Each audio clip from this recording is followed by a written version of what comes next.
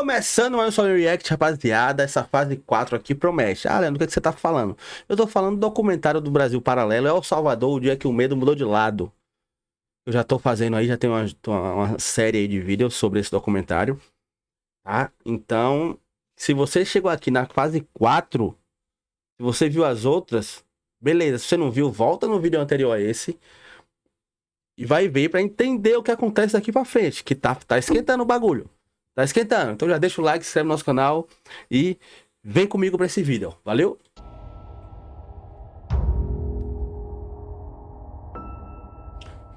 Nas primeiras fases, nós estávamos no território, mas como ainda tínhamos a oposição, essas pessoas impediam que a Força Armada desse um apoio mais contundente porque diziam que era inconstitucional. Se trabalhássemos sozinhos, por ser inconstitucional, era proibido. Sempre tínhamos que estar com a polícia.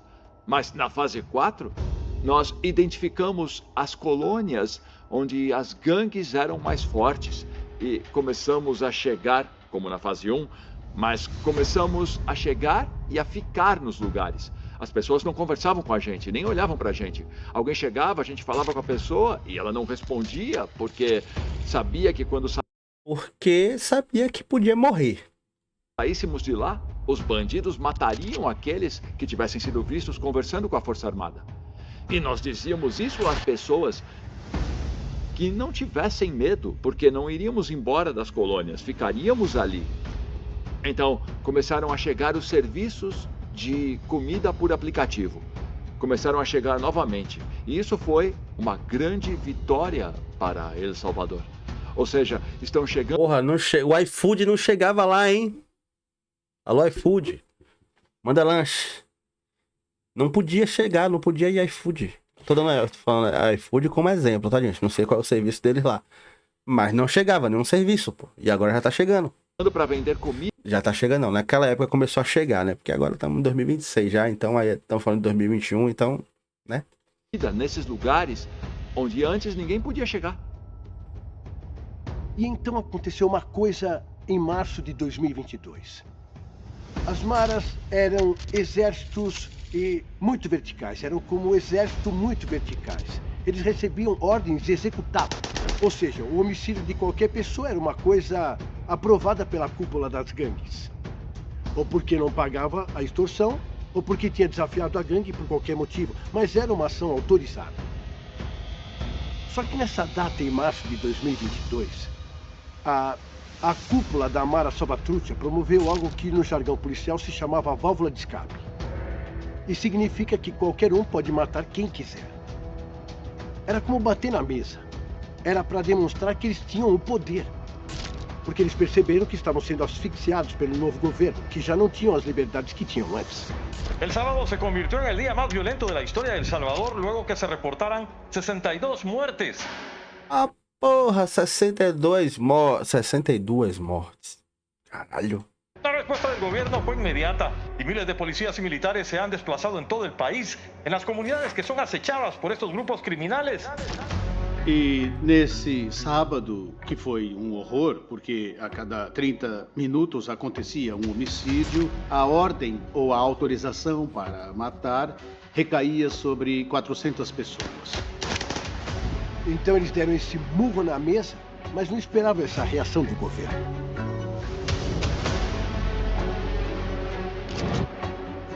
Con 13 diputados ausentes, 0 votos en contra, 4 abstenciones y 67 votos a favor, queda aprobado el proyecto de decreto que contiene régimen de excepción.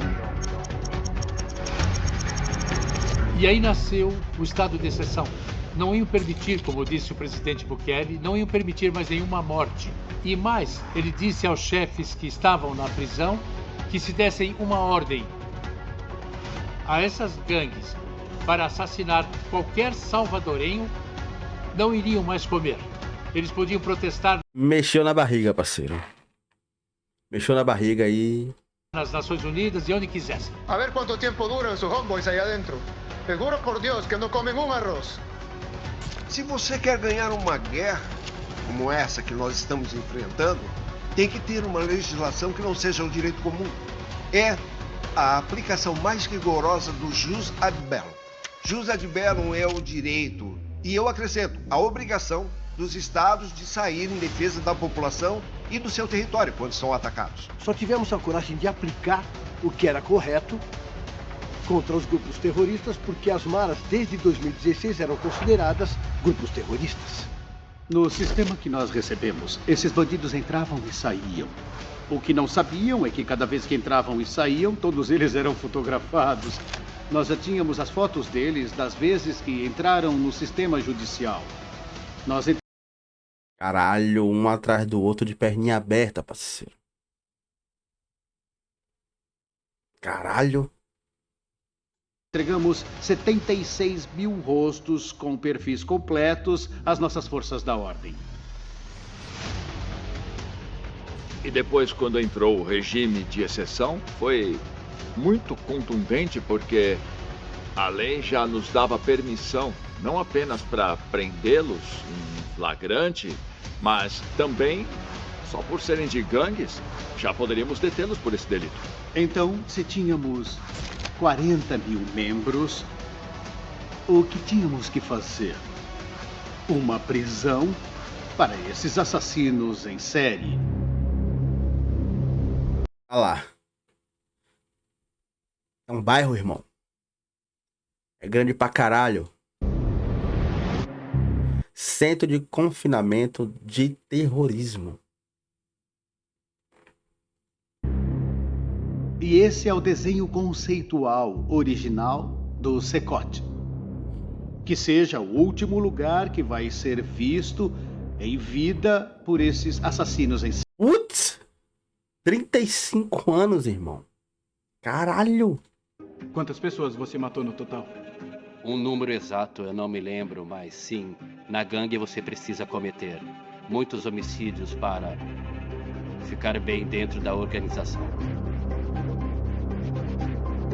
Eu chuto 35 anos? Eu chuto mais de 100. Aqui nós estamos no interior do módulo 3. Como vocês podem observar, são celas gerais. E no total são 32 celas que compõem esse módulo. E vocês podem observar a população privada de liberdade com seus respectivos uniformes. Aqui, 100% da população utiliza camiseta branca e short branco. Quero os 3 blocos aqui, MS, 18 surenhos e 18 revolucionários. Quero que tirem a camiseta agora.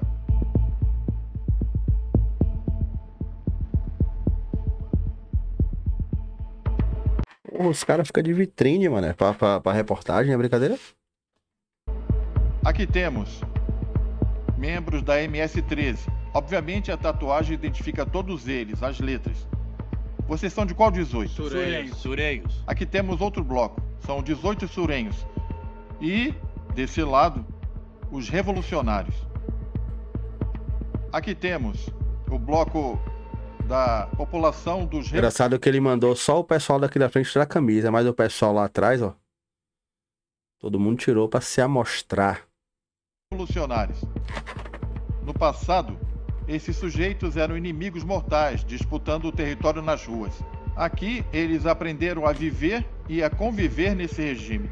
Da mesma forma que eles estão aqui no interior dessa cela, está o restante das celas nesse módulo e nos diferentes módulos do Secote. Não existem prisões exclusivas para um grupo determinado. Esse é o cardápio, servido a todos os detentos. O jantar, feijão, arroz e 2 tortilhas. Aqui não existe carne, não existe frango. Todos comem o mesmo cardápio.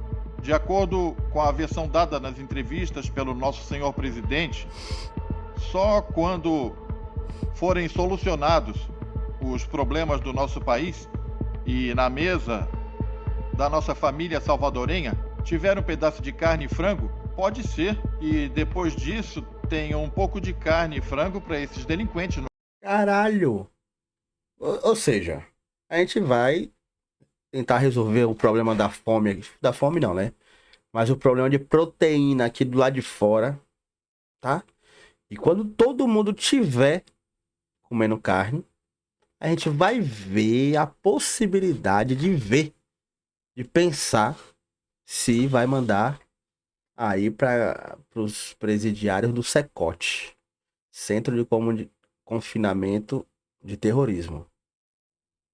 O cardápio.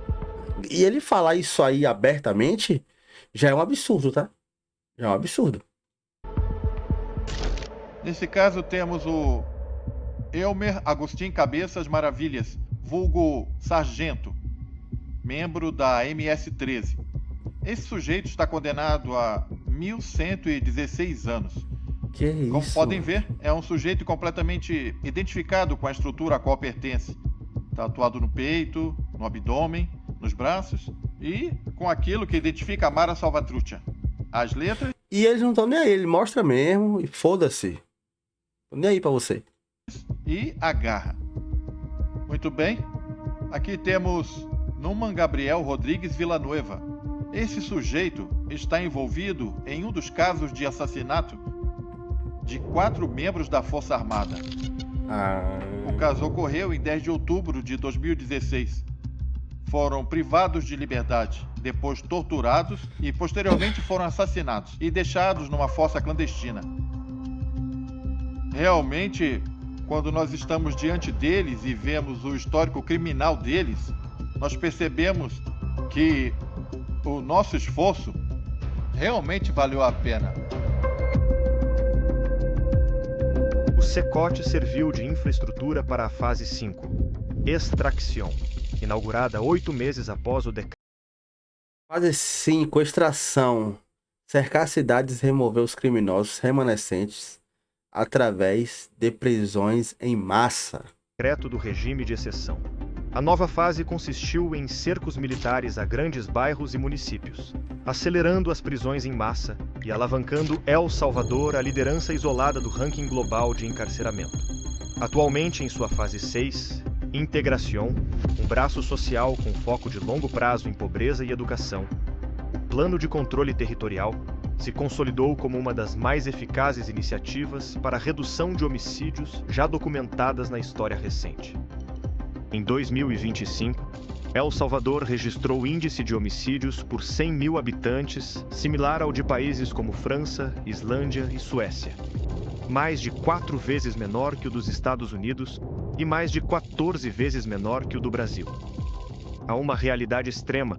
O outsider desobrigado das amarras políticas tradicionais impôs medidas extremas. Mas é precisamente na implosão do sistema viciado que algumas salvaguardas de sua fundação republicana mais correm risco de também estremecer. A Constituição da República reconhece o regime de exceção como um mecanismo que pode ser usado em situações de emergência. Mas o regime de exceção no país já está há 42 meses em vigor. Portanto, já deixou de ser, digamos, uma excepcionalidade. Praticamente se converteu na política de segurança pública deste país. A primeira contradição é essa, seria uma exceção. Mas agora é a normalidade. É um regime de normalidade. Quando nós documentamos os casos, percebemos que das mais de 86 mil detenções arbitrárias que foram contabilizadas até agora pelo regime de exceção, sabe, em pelo menos 10% desses casos, não há provas suficientes que digam que essas pessoas realmente são culpadas. Ele mesmo, em uma conferência na Costa Rica, reconheceu que tiveram que libertar 8 mil pessoas, porque não encontraram vínculos com gangue. Não encontrou? Liberou, porra. E o que é que tem? E aí? Ou seja, ele mesmo admite que libertaram 8 mil. ¿Qué policía del mundo? Dígame una policía de un país del mundo que solo arreste culpables. Por eso hay más de 3.000 que han sido liberados y van a ser liberados todos, los inocentes. Muita gente começou a se preocupar com a própria segurança. Aquelas pessoas que zelavam pelos direitos humanos, que zelavam pelo devido processo a seguir nos casos de justiça, sabe? Ou as pessoas que eram jornalistas, que faziam trabalho de investigação de casos de corrupção. Todo o jornalismo investigativo de El Salvador está no exílio. 40 jornalistas dos meios de investigação estão espalhados pela Guatemala, Costa Rica, México, Estados Unidos e Espanha. O diretor do El Faro está na Espanha. Essas são lendas urbanas. Aqui não tem um único jornalista que tenha sido perseguido por causa da sua forma de pensar, do que ele expressa ou de suas opiniões. Aqui, se você lê os jornais, os principais jornais, todos eles criticam o governo todos os dias, inclusive mentem. Nunca fizemos uma censura, nós nunca impusemos nada. Total liberdade de expressão. O que acontece é que o negócio dessa gente acabou. O El Faro hoje está apoiando as maras. Escuta bem, um dos irmãos Martínez disse: as maras são um mal necessário para o país. Nós precisamos delas. Hay que hablar una cosa, las pandillas cumplen un rol social desgraciadamente necesario en El Salvador. Llenan un hueco que no ha podido llenar el Estado, otras instancias, ¿no? Em El Salvador, há cerca de 60 presos políticos. Não há presos políticos. Quando prendemos alguém por corrupção... Ó, fake news aí. E a pessoa tem vínculo com um partido, dizem que é perseguição política. E há casos emblemáticos, o de Ruth Lopes, por exemplo. Uma advogada defensora dos direitos humanos. Uma das 100 mulheres mais influentes, segundo a BBC de Londres, há 2 anos, está presa. E é isso que nós estamos dizendo com relação a essa senhora, Ruth Lopes, que fez um grande escândalo no mundo inteiro, dizendo que foi capturada porque era membro de uma ONG chamada Cristosal. Eu a conheço, ela nunca defendeu direitos humanos enquanto matavam, assassinavam salvadorenhos. Na época do FMLN, quando morreram mais de 41 mil salvadorenhos, ela era funcionária deles. E uma mentira que eles usam para manipular a mente da população salvadorenha e para enganar as pessoas é dizer assim: se vocês votarem na oposição ou se vocês ajudarem os partidos de oposição, os mareiros vão ficar livres outra vez. Você tem medo que as gangues voltem? Sim, realmente sim. O que aconteceria? Seria um caos total, porque eles já sairiam com mais ressentimento, com mais sede. Se os caras saem no ódio. Mano, a cara desse maluco aqui, pô. O Dali tá dando risada. Por que esse maluco tá dando risada? Provavelmente ele vai morrer aí. De vingança.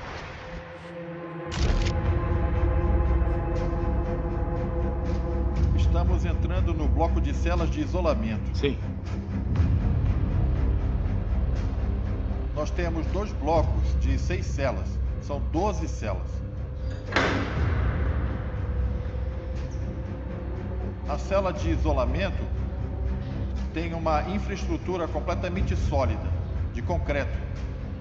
Não tem luz artificial. Não tem luz, é completamente escura. Aqui dentro só tem uma base de cimento e um tanque. Esse tanque é para guardar água e tem o vaso sanitário. Na parte superior só tem um orifício de ventilação. Caralho, é aquela solitária raiz, tá ligado? E a porta é completamente vedada. Você tá maluco que a câmera ficou ali dentro e o cara trancou a porta lá? Ai, você tá maluco, moleque. Com a popularidade que obteve pelo sucesso em combater as maras, Bukele... Cara, o cara foi reeleito. O povo tá com cara, porra. O povo tá com cara, foda-se, tá ligado? Ele conseguiu se reeleger em 2024. Entretanto, segundo a Constituição do país, a reeleição era proibida, e a segunda candidatura de Bukele aconteceu amparada por uma controversa decisão judicial. Em 2025, essa brecha seria institucionalizada através de uma reforma constitucional em uma sequência de eventos que levantou ainda mais suspeitas sobre a democracia do país. Agora sim, ele tá meio reizinho agora, né? Ele tá meio reizinho. Não tá mais político, tá ligado? Ele tá já meio que rei. Vai meter um bagulho Illuminati. Vai meter um bagulho Illuminati aqui. Sei não, hein? Sei não. Ele decide, bom, vamos reduzir os deputados para eu poder ter a maioria dentro da Assembleia Legislativa. Então vamos reduzir de 84 deputados para 60. Excelente. Me parece ser excelente. Tá ligado? Aqui são 500 e lá. Reduz pra 50, porra. Vai ver o rombo que era ter esses miseráveis lá. Em 2025, os deputados...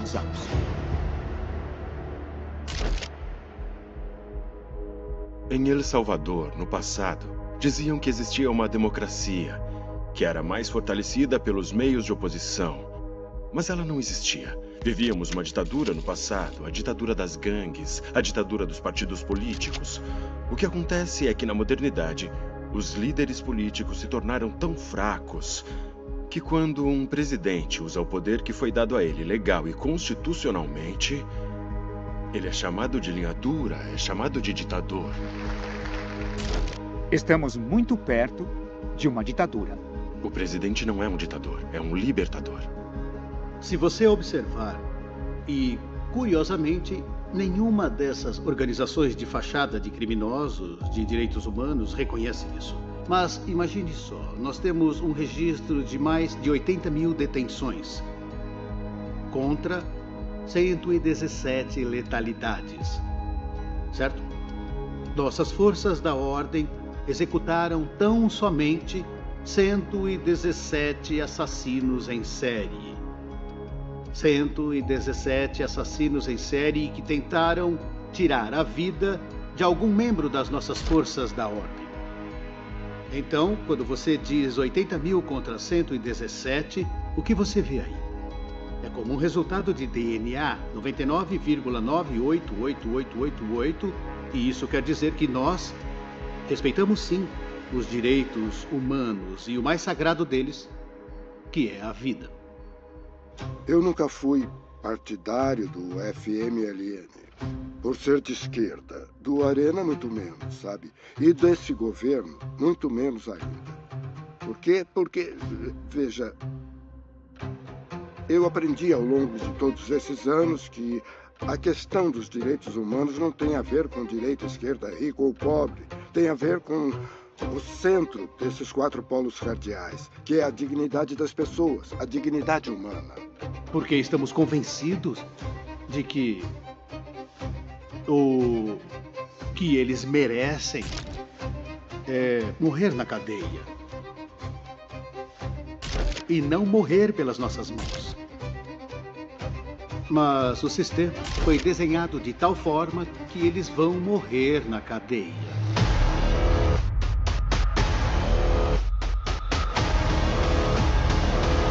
É, rapaziada, deu ruim pra vocês, hein? Para garantir a eles o máximo respeito aos direitos humanos, contamos com o pessoal médico, 24 horas por dia, e que constantemente verificam qualquer problema apresentado por alguns dos detentos e que precise de assistência médica. Aqui, imediatamente, nessa área, ele é atendido.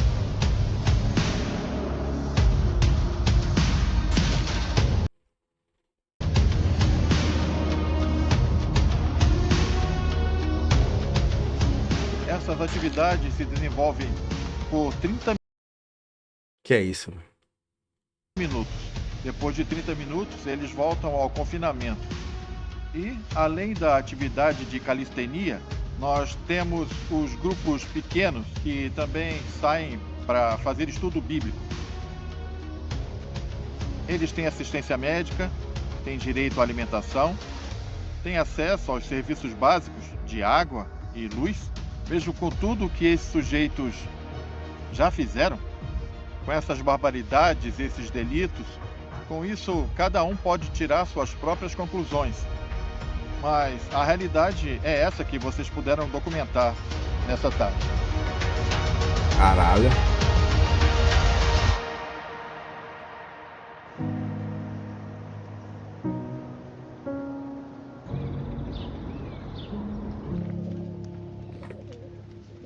Tem gente que se... Rapaziada, é isso. Vamos ficando por aqui. Espero que vocês tenham gostado dessa série que a gente fez aqui. Uma série reagindo a um documentário do Brasil Paralelo, tá, gente? Deixa claro. Deixa o like, se inscreve no nosso canal. Pra gente fazer mais vezes isso, assim. Incentiva demais a gente a fazer esse tipo de conteúdo pra vocês. E é isso, rapaziada. Um beijo, um abraço e até a próxima.